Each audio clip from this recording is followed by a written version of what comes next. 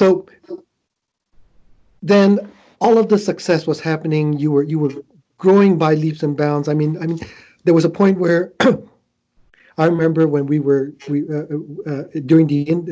that period of time, um, you finally consistently surpassed the what I call the Levinson effect. In other words, people would come in asking, "Do you sell Levinson?" And that was no longer becoming the question. The question was starting to, "Oh, you sell Krell? That's great. I want to hear Krell." And then, of course, 2008 happened, and then boom, credit crisis. Companies were closing up left, right, and center. You were forced out, which when I found out, I was absolutely shocked. I had no idea that Krell was in that position where they could actually force out. And then for about a year or 2 years, silence.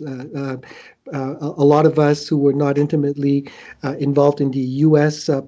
Part of the politics thought that maybe you retired, but you in fact were not retired, as I found out later. Tell us a little bit of that story from that point on. Well, I mean,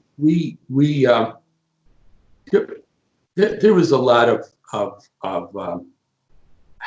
I should say charades that were going on within the company based on the fact that we were dealing with a bank, and the bank, said that why don't you take in this investor? He's really close to us, and he's really a good guy. And so we talked with him, and we didn't like his offer, because we wanted to take in a minority investor, because I had a plan for a whole new product line at Krell, and I wanted to put it forward. And with the economy going down like it did in 2008, that big crash, I wanted to build something that would get people's interest. I had this idea for a product line, but when I took in the investor, every time he came up with a plan, we didn't like the plan, we rejected. The bank, when I look back in back history, the bank would cut our line of credit in half every time we told them no.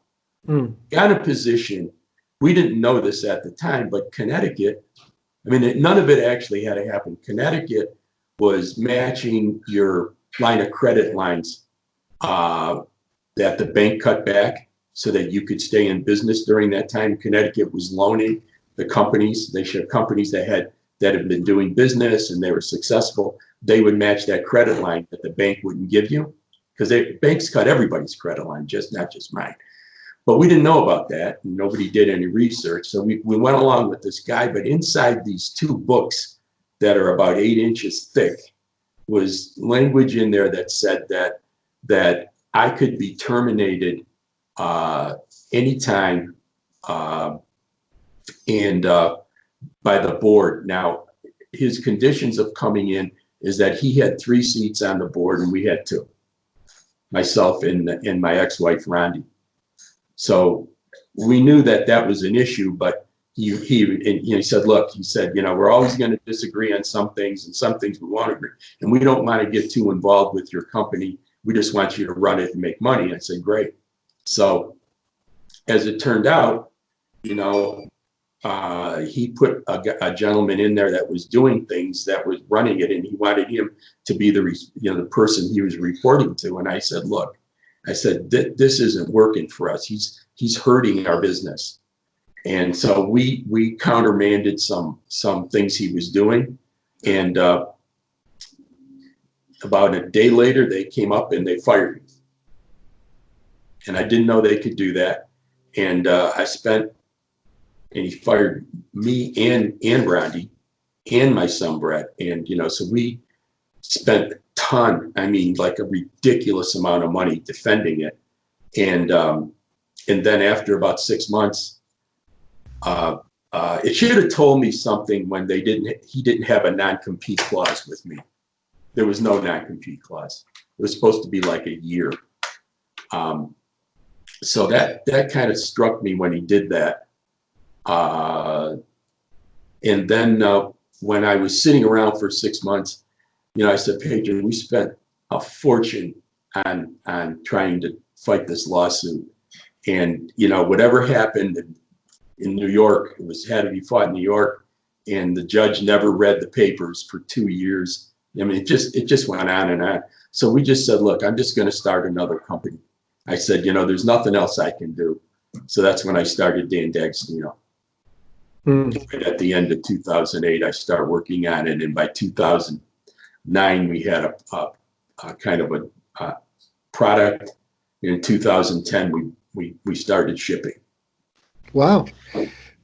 So I remember my first when I first saw the Momentum, the first product that you came out, and it was like 180-degree opposite of what when you think Krell, you think, oh, by the way, before we go further, Dan, why don't you tell everybody how you got the name Krell and what does it, where did it come from? That was an old thing. When we started the company, that 100-watt Class A amplifier had like a 2-kilowatt power supply, huge power, and it just seemed like it had unlimited power.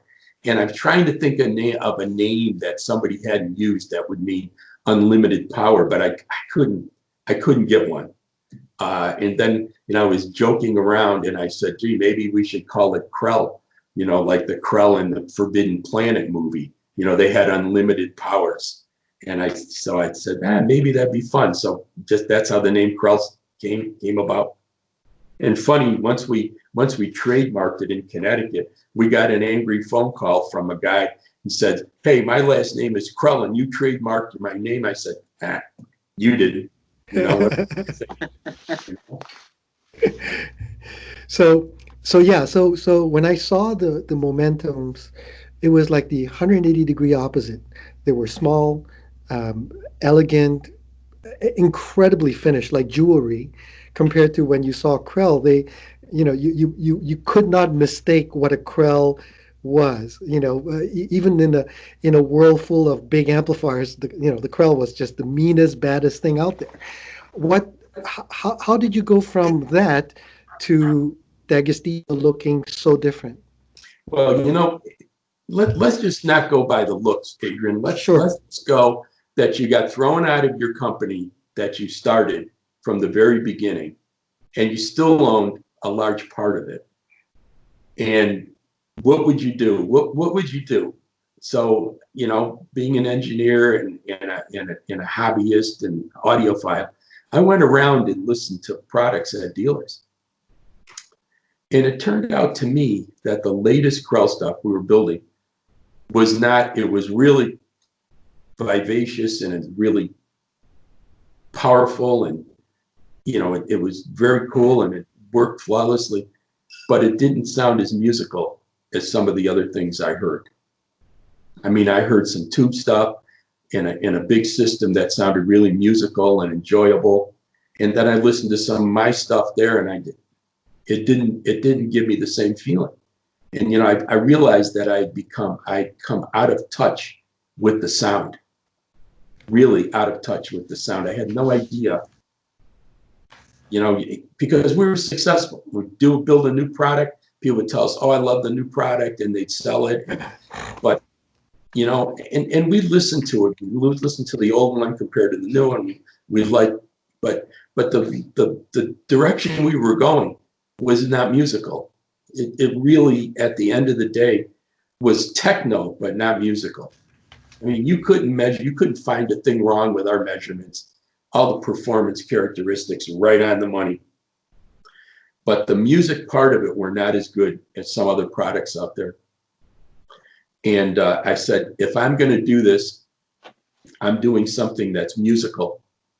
And that's why it took so long to do the Momentum, because I started backwards, totally backwards. I didn't use anything that I had tried with Krell.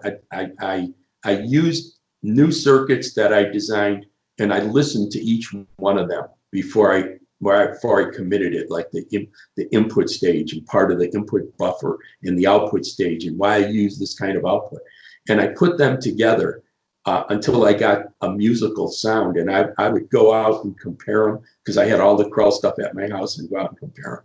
And I'd wheel it in carts. I had two big rolling carts, and I'd have the amplifiers laying flat on the carts before they were actually in their package. They were just output stages and input stages on boards, and I'd wheel them out and I'd listen and I'd go back in and I'd change things. And I didn't go for low distortion. I didn't go for high performance specs. I went only for sound. And it kept on working at it until it got really musical. And I had some friends come over and listen. And my son Brett was really influential in listening with me. He said, "Oh yeah, I think you really got something here." And I'd go back and I'd play around with some more circuitry until I got it to sound very, very musical, including tube stuff and comparing it. It was musical. And so I was kind of excited about that. And then I finally broke down and bought a distortion analyzer because I didn't have one. Because all I had was signal generators and oscilloscope and my spectrum analyzer.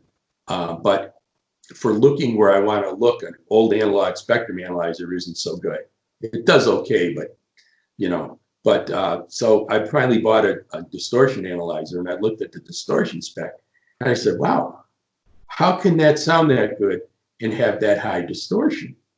So I started playing around with that in aspect, and I changed a lot of bias characteristics on the input and output stages till I got the distortion down to a reasonable figure. Now at Krell, a reasonable figure was 0.00 something. Okay, for me, a reasonable figure is 0.1 because I didn't want to use any feedback, even nested feedback, because I felt that it would deteriorate the sound that I had achieved. So after I adjusted the distortion, the amplifier got even better. And when I finally built it and I actually mounted it all together and put it in a case, I was like amazed at how good it sounded. And I couldn't wait to have other people hear it. So I had a pair in my living room, and I had friends that are audiophiles that had other products. They were never Krell fans, and they came out and they listened. They go, "Wow, this is really good." And Dave Wilson lent me a pair of Sashas back in the day. He was very gracious. He lent me Sashas. Karen Sumner lent me transparent cables. And DCS lent us a processor. I mean, I had all that stuff, and because we were really struggling to get a product done, and we had 4 kids in college, and it was not an easy time. So to get that amplifier where it was and sound like it did was like it was like a metamorphosis for me, because I understood now that my audio roots had taken over the design of the amplifier. I mean, the Momentum was an extremely difficult amplifier because, my wife Petra, who was a big help in developing, starting this company, because, with her ordering parts and making sure we had enough money to buy everything we needed. And she used to work for the Rob Report, so she knew what things looked like, really beautiful things. And the Momentum amplifier kind of came from inspiration from listening to her say it's got to be beautiful and stuff. But I've always been a watch guy. I've always been a car guy. So I wanted something that looked and felt like a watch, but only bigger and smoother. And so when I did design the industrial design of the Momentum, I used measurements that were known measurements. They call them God's measurements, the width, the height, and the depth ratio. I used that ratio when I did the Momentum, and I drew it up and finally got it to look the way it did. And I finally built the first one. We got the first one, and I went to the Italian show. I think it was 2011. It was an Italian show. I think it was in September. And we flew to Milan, and I only had one amplifier. I didn't have 2. And I brought it to the show. And of course, one amplifier, so we put it on a little pedestal on the entrance to my distributor's room, because my Italian distributor from Krell wanted to continue with me, so he wanted to distribute the Momentum. So we sat it there, and everybody saw pictures of it, and they said, but we put it in real life, and we plugged it in, and the green meter lit with the copper heat sinks and everything. People walked in, and they really went crazy over the look. A lot of people were very hesitant because A lot of people ask me the same question. Is this like the prototype? The real one's much bigger? I said, no, this is the size. And everybody wanted that amplifier. They saw the pictures in the stereophile, and they thought it was massive. So when we showed it at the CES show, people came in. They were shocked at how small it was. Yeah, but did you make them pick it up? It's like really, really heavy. Yeah, Oh God. But you know, that's another joke, right? So I never built this thing with the copper and the big transformer and all this stuff in it, right? So I built this one on my bench, and I'm thinking, wow, it's small. I'm going to be able to carry it. And I go to move it. I said, my God, now I made something even harder to carry than the big amplifiers, because there's no place to put your hands, and it's really small. You know, it's really too hard for two people to carry, because you bump your heads into each other. So it's got to be a one-person carry. It's 110 pounds. Philip, Yeah, right? so it's really a funny story, because, you know, the night we left for CES, I built 4 of them. You know, I put them all together, and it was like 5 o'clock in the morning, and I worked all night because the parts came in late from Vertec, our metal manufacturer. And I bolted it all together and tested them all laying flat. And I put them together, but they wouldn't fit. The copper wouldn't fit on the aluminum, because when they coated the heat sinks, the thickness of the paint was too thick and the tolerances were too tight. So they would just kind of fit, but they wouldn't go all the way in. So I'm working for hours trying to get the heat sinks onto the chassis. So I finally went in my garage and I got wood clamps, you know, those things you crank and hold things together with. And I put big towels on the heat sinks, and I cranked them, and I heated the amplifier up, and I waited, and I said, I hope that this works, you know, because I knew that the aluminum would expand much faster than the copper, and it would give us some tolerance, you know. So I'm waiting, the amplifier's heating up. I got a signal generator on it, and I'm in the kitchen getting a drink of water, and all of I hear, bang! And I walk in, and the heat sinks are snapped in, you know. They just slammed in. And that's how I had to build those 4.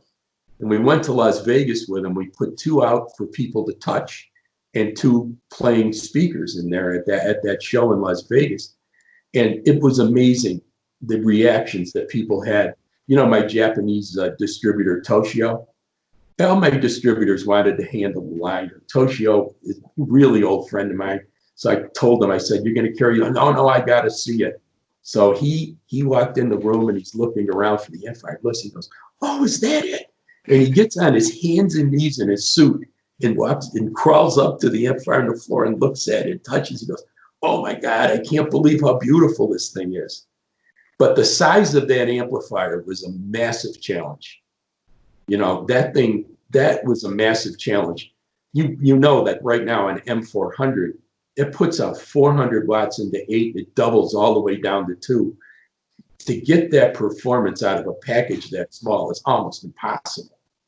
But I mean, that was the challenge. How do I get the performance?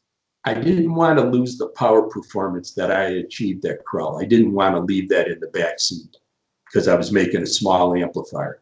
And so many small amplifiers are just puny when it comes to power. You look at them and they're small and they're gorgeous, but they don't put any power out. And I didn't want that. So I really studied how to do that. And the transformer technology in there and the power supply is really different than anything I'd ever done at Krell, including the output stage and the driver stages, to get that kind of power out of that amplifier. And I'm amazed. I mean, I've been to Dave Wilson's house when he did the WAM. He's got a pair of Momentums. You know how small a pair of Momentums look next to a pair of WAMs? Yes, I saw them. It looks like a midget product, and yet the speakers are slamming with those amplifiers on. And that was the idea, to make something beautiful. But you know, I used to take everybody at Krell, before I ever got the finish that I have on the Momentum. We never made anything that was that jewel-like at Krell. So when I made this, I used to go buy a Sony Walkman.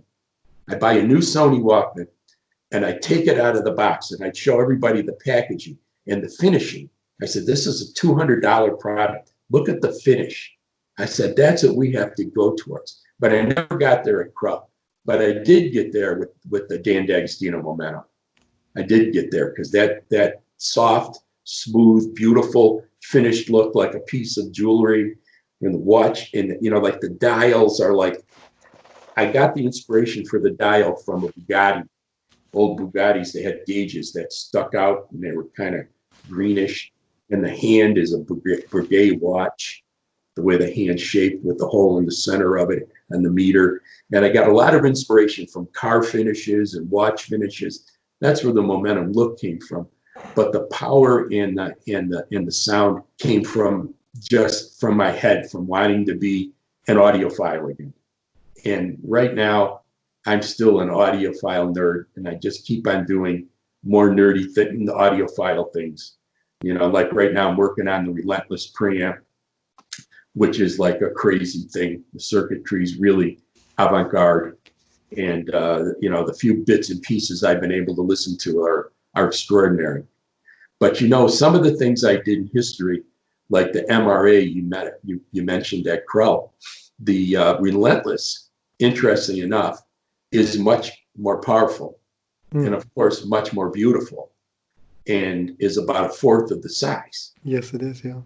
And that was, and everybody thinks the Relentless is big, but from my perspective and probably your perspective, it's not so big. No. But Yeah. If you remember, Dan, the MRAs were shipped with these straps that right. you put on your elbows, and 2 people or 4 people had to use these straps in order to lift them. Right. Yeah. And we were kind of in the same boat with the Relentless. The Relentless is 575 pounds. I mean, and I think an MRA was 700. I mean, we're not so far off. No. And but the Relentless is just it's really what that was. That was a labor of love. That's been something I've been thinking about for 20 years. Was never able to do. And finally, when I did do it, the Relentless is what it is. It's like the only pure balanced mirror image amplifier ever made. I mean, it's most balanced amplifiers have 2 amplifier circuits. They have 2 input stages. They don't have a single input stage that is a pure differential input. So the negative and the positive side are exact mirror image duplicates.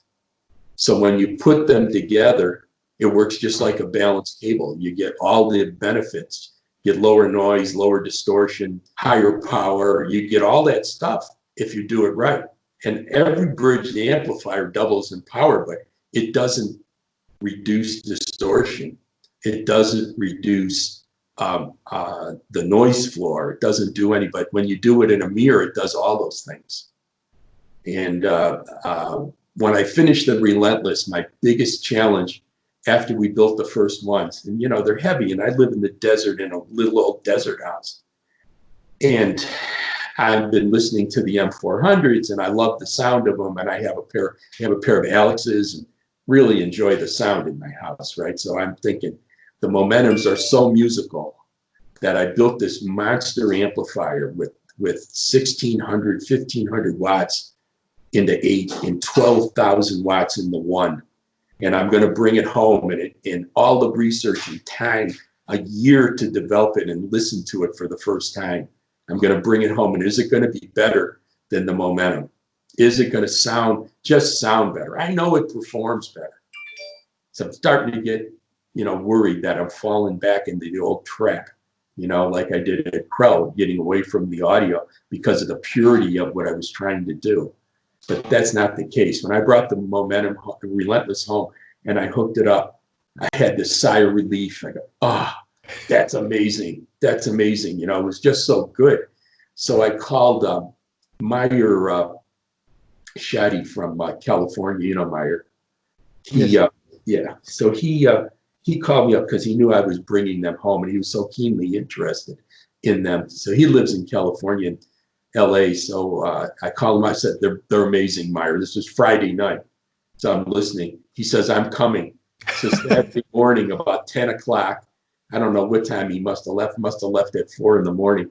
He was knocking on my door, and we came in, and we listened all day Saturday. I mean, at unbelievable levels. We were having so much fun. We couldn't stop listening, you know, and so Sunday morning we listened some more. And then Pedro reminded me that I made a promise to Dave that he could hear the momentums. So he was really not doing so well at the time.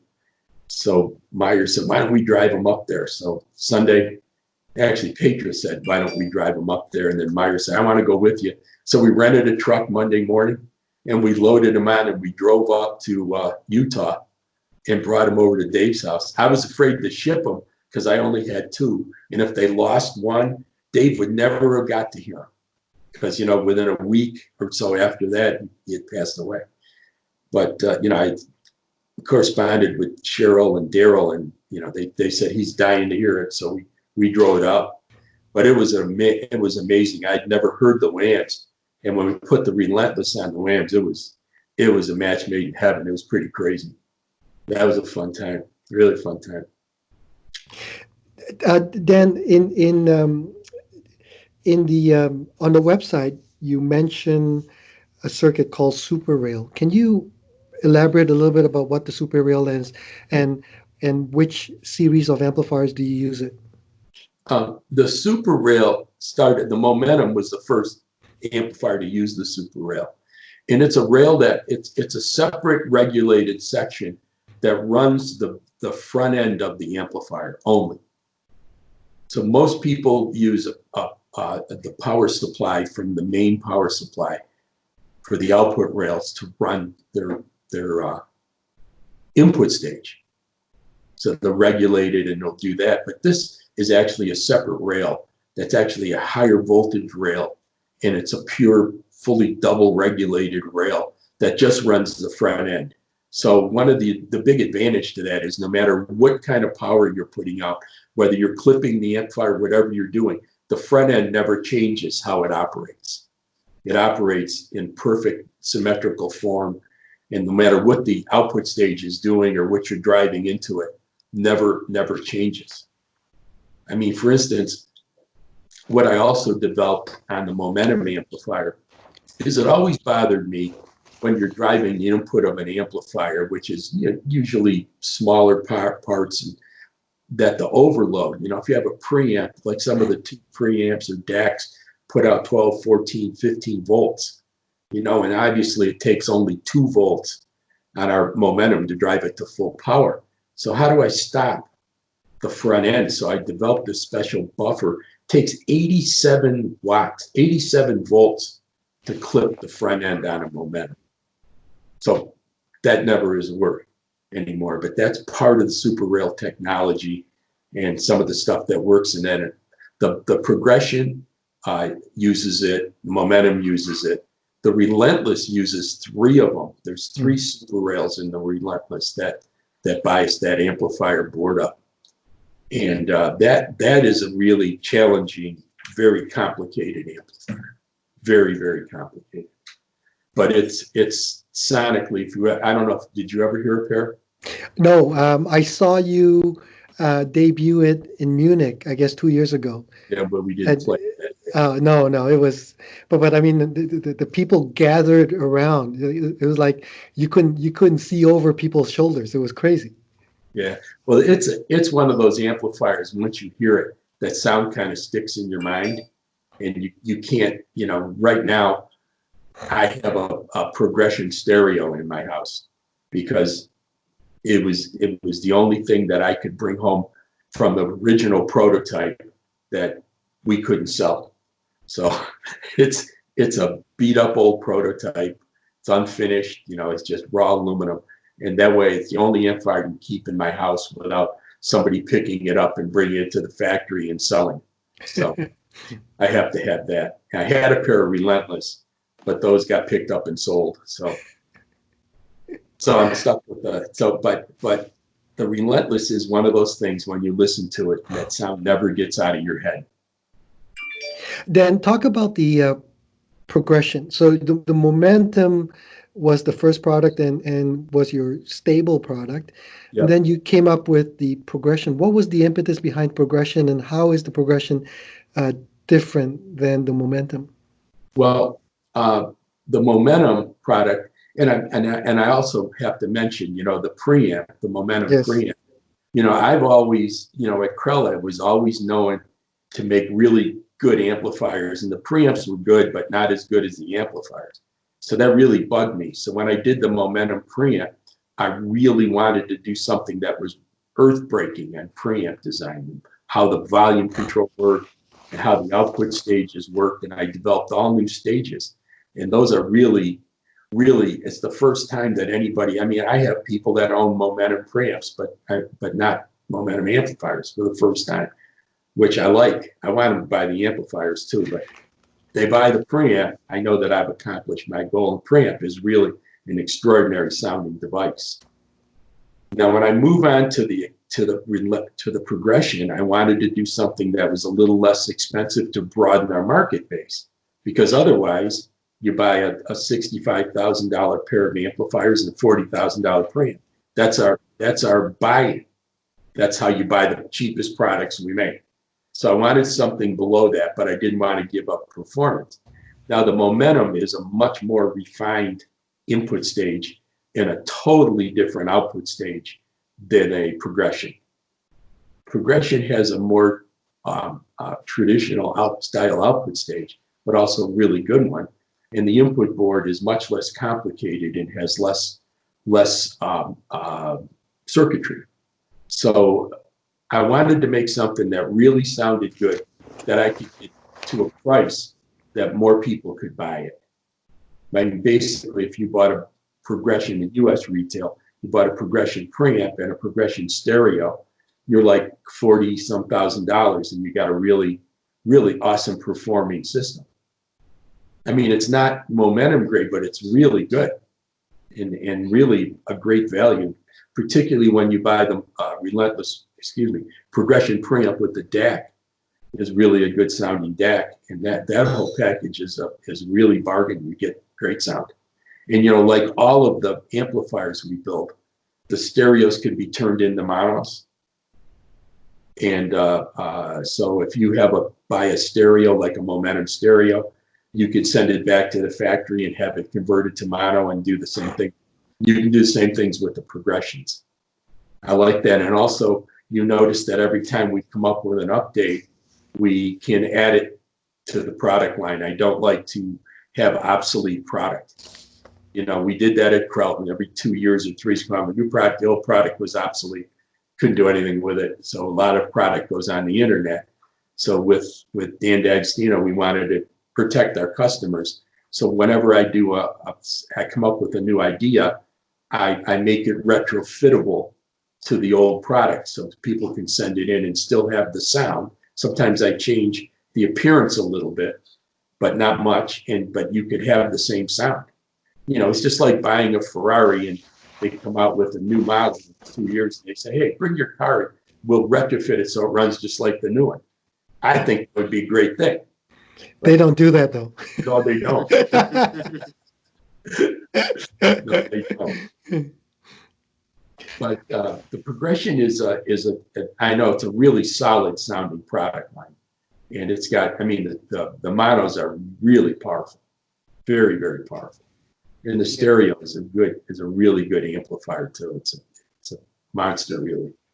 Well, I know I can't speak for the boys because we haven't discussed about this, but I remember when we got the progressions and then I compared it to the momentums, I was stunned at how much I preferred the momentums. There was a family resemblance for sure, but I didn't expect that the momentums were so much better.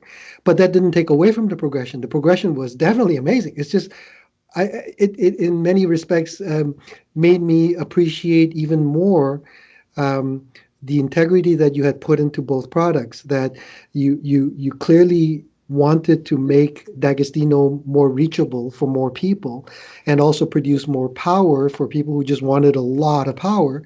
Yep. But at the same time, there was no adulteration of quality from either. If you bought the momentums, you're just absolutely going to love the momentums, and if you bought the progression because that's what you could, you would still absolutely love it. But there was no mistaking that one was definitely the big boy compared to the other. Yeah.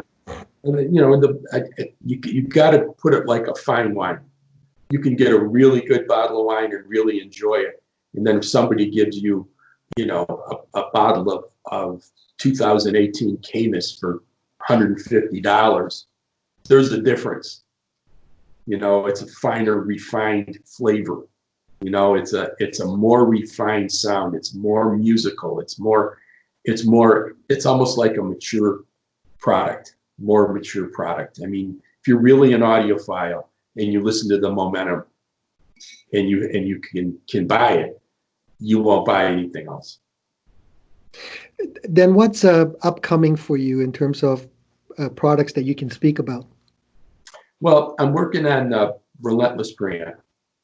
We slowed down because of this isolation, and but we're still working on it, and we hope to get it out pretty soon. We've got most of the circuitry done, so we're in the layout stages of the input board. Power supplies in the industrial design are kind of fixed. They're good, and you'll like them. They're kind of avant-garde as usual, and they're really but earth-shaking because it's a preamp with one gain stage.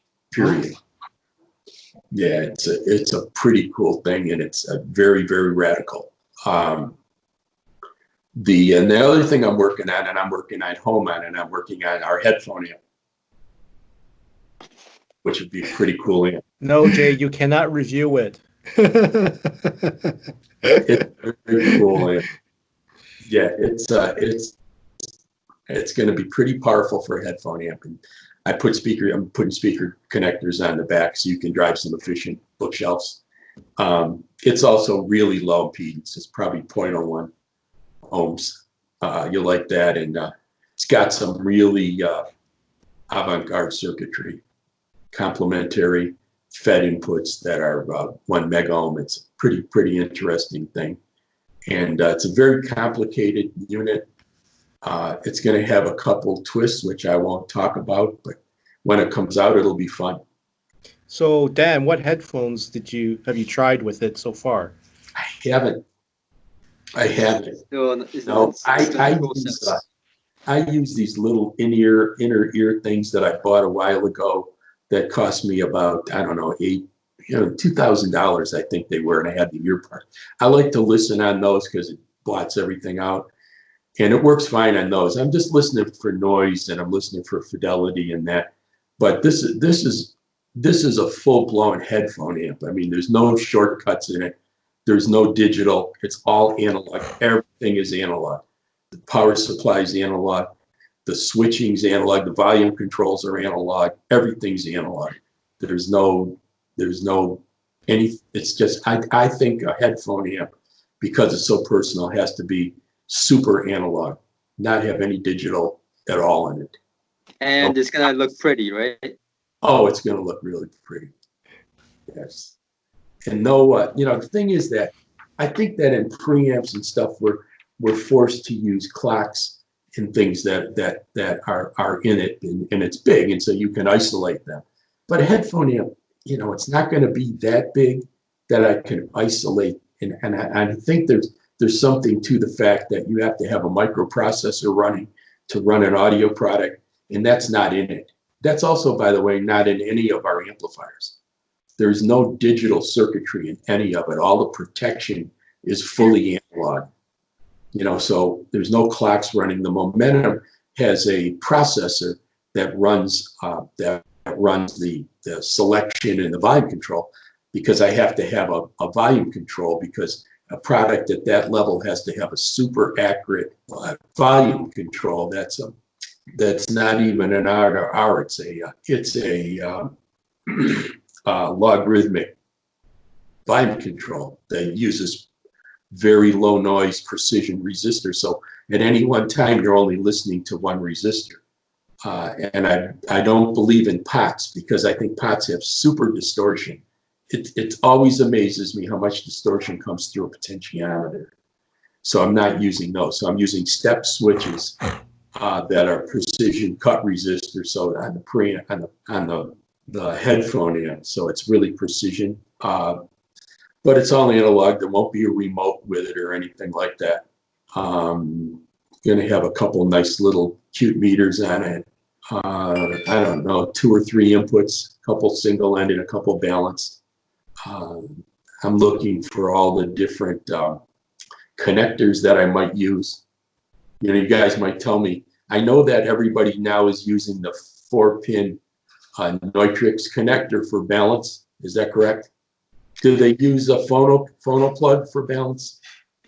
They use 1/4" XLR balanced, and now they have 4.4 balanced. But I think it's safe to say, and I may get flagged for this, XLR or 1/4" is just perfectly fine for most people. They can buy adapters. So yeah. Okay.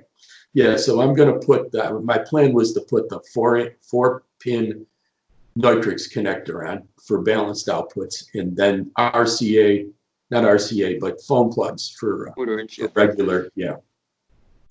So that was my plan anyhow. So if you guys have any other suggestions, I Dan, will. do you have any plans to make a smaller Relentless? Yeah, it's called a momentum. Smaller momentum, right? No, no, I don't have any plans to make a smaller momentum. Relentless doesn't mean that I won't.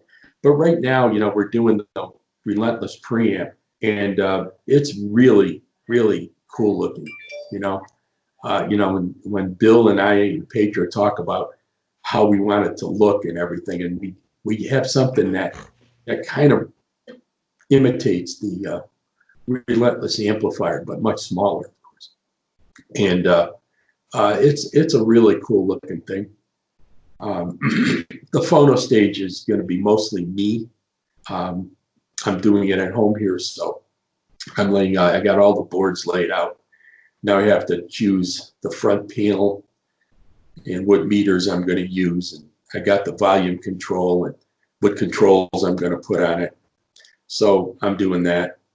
So I'm hoping that by the time I'm allowed to go back to work, I will have most of that stuff done. What is the situation there as far as that goes in Arizona? Are you guys at this point closed till May, or has there been any updates as far as that goes? Well, Arizona put out a business guide to what they will allow to be opened. Believe it or not, audio-visual manufacturing is considered essential in Arizona. So they allow us to open. So we're open. We've been open, but we're half-staffed because we don't want to. We took only our most essential people. So we have about 10 or 12 people working there. And we laid off everybody we could to give everybody a lot of space so they don't have to sit close to each other. So we're still manufacturing. We've got piles of product built waiting for everybody to open it in May so we can start shipping.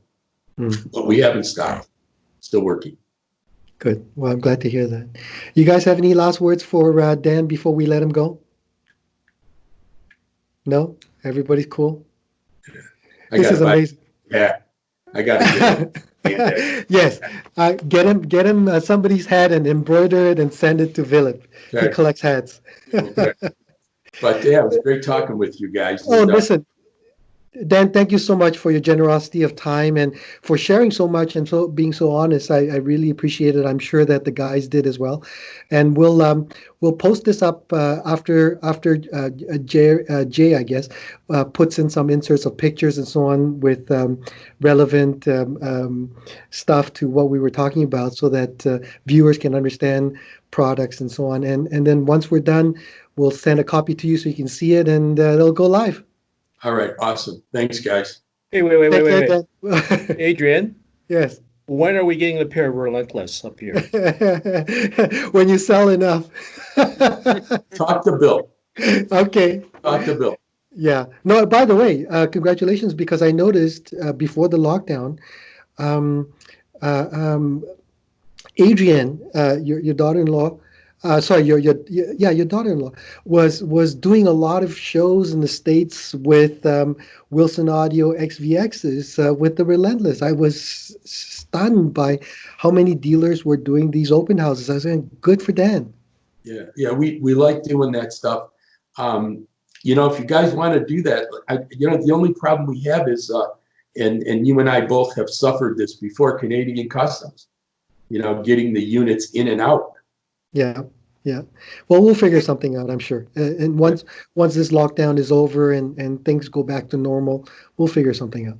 Yeah, I wouldn't mind coming to one of that event if it's clear to come, because my mother is still in Buffalo. I have to Oh, visit once in a while, so maybe I'll go visit her and and just we'll right drive after. down. Yeah, that would be Yeah, fun. that would be fun. Yeah. All right, Adrian, well, yes. don't forget about the headphone amplifier.